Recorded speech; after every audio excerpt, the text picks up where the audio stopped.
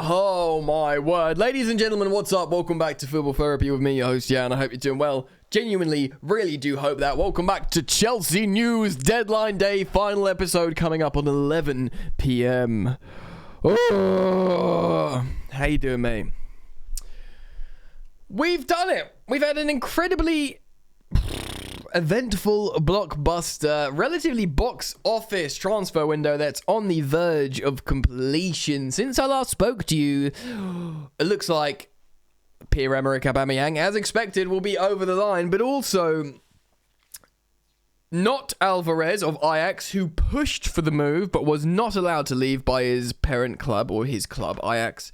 We've turned to Denis Zakaria on a loan. We'll talk about him in just a moment. And like the last video I did, Memphis Depay was genuinely an option, and there was parties pushing for the move of Memphis Depay to Chelsea, who had the option to terminate his contract at Barcelona and sign for a club on a free, which could have been Chelsea, but apparently Thomas Tuchel not overly interested in the player himself for his plans. Many of you will recoil and be disappointed by that, considering Chelsea's lackluster attack and an opportunity to sign what is a decent attacker, but the manager will be backed. The recurring theme throughout not just the transfer window, but the ownership of Todd Boehly and Clearlake is back the manager, and that's what they've done, ladies and gentlemen. We're going to reflect on what seemingly is the end of the transfer window for Chelsea Football Club. Thank you for joining me here on Yannick After Dark. Ooh la la, night edition. Thank you for joining me. Please do drop a like, mate. I do appreciate that. Thank you for dropping a like, and you're welcome to subscribe to this channel, Football Therapy. And should you choose to do so, my dear sweet friend, make sure you hit that sweet, sweet bell, baby. All right. So we got a midfielder on loan, Denis Zakaria. Swiss midfielder, I believe. Now, highly rated a while ago. Perhaps not as highly rated these days, and not necessarily first choice. And people might think, ooh la la, echoes of Sao Niguez from last summer offering that central midfield cover that perhaps wasn't first choice. And look, man, we all wanted an extra midfielder in there. He was very, very highly rated at one point.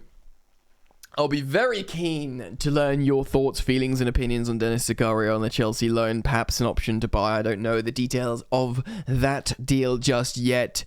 Comment down below. I remain open regarding this. It's another body. It's another sort of senior. I believe he's like mid-20s. Senior body, midfielder through the door. Yes, many of you will rightly raise your collective eyebrows in perhaps frustration about Billy Gilmour not being utilised. I'm not sure at time of recording if he's got his move to Brighton or if it's been blocked. I'm not sure he's going to be utilised that much at Chelsea.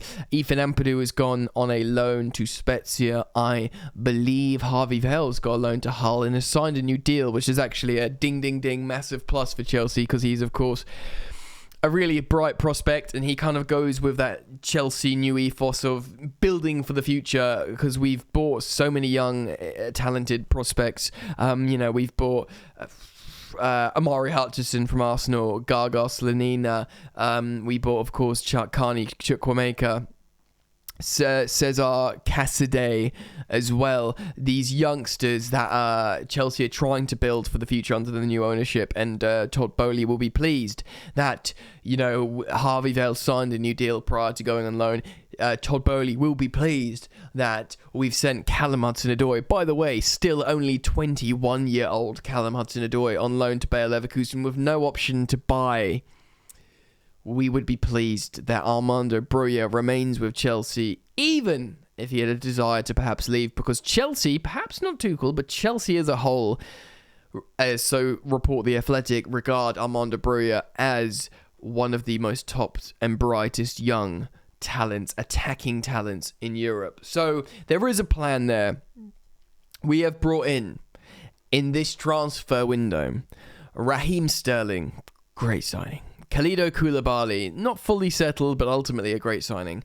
Carney Chukwuemeka from Aston Villa. Those who know about him will tell you he's a very talented, young, confident midfielder with a huge, bright future ahead of him. Of course, we've brought in Cesare Casadei from Inter as well, who looks like a good goal-scoring central midfielder, quite offensive.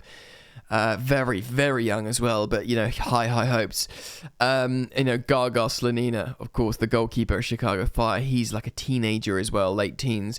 And then in the first team, more first-team players, of course, Mark Cucurella. I think he'll prove to be an excellent signing. Expensive, of course. And Wesley Fofana. You guys know me with this channel. I'm a huge fan of Wes Fofana. Very, very pleased he signed for Chelsea. I think his ceiling is astronomically high, and he's already proven he could be an excellent centre-back in the Premier League. And, of course, we've signed Aubameyang and Denis Zakaria as well. Again, we won't speak too much about the aforementioned Denis Zakaria because I don't really know enough about him. I just remember his name being mentioned quite a bit. Maybe this is an opportunity. You'd have to think this is that Tuchel wanted Saul. People forget that because it was a loan, so they don't reference him as one of Tuchel's targets. But Saul was genuinely a Tuchel target. Lukaku wasn't. Lukaku was offered to Tuchel, to which he said, yeah, right. He scores a lot of goals. Let's see if we can make it work. Saul is a player that Tuchel wanted for previous clubs. So we're assuming PSG, that he targeted him and he wanted him. Does he feel the same about Denis Zakaria? How do we feel about Tuchel's talent ID? We're yet to see, which brings me on to the next situation, of course. Pierre-Emerick Aubameyang in London. Thomas Tuchel has got his man. He's got his man. He came to London for 5 p.m. had a medical booked. I'm pretty sure it's all done. I'm imagining the paperwork is being all finalised. Cy Phillips tweeting or citing Fabrizio Romano. Aubameyang is done. He is a Chelsea player. He's done. Aubameyang is done. He's a Chelsea player. Will be official soon. And here we have it. So, which goes back to what we said before. It's very much a Thomas Tuchel signing. He's worked with him before at Borussia Dortmund to great effect, by the way. He scored like 33 goals in 33 games in one season. Explosive. Thomas Tuchel seems to like his character, despite him being referenced as perhaps a troublemaker previously, certainly by Arsenal manager Mikel Arteta. Thomas Tuchel, I think he's relatively disciplinarian, but for some reason Aubameyang slips through his iron fist, and he has a leniency reportedly historically with Aubameyang, but he seems to have this really strong bond with him.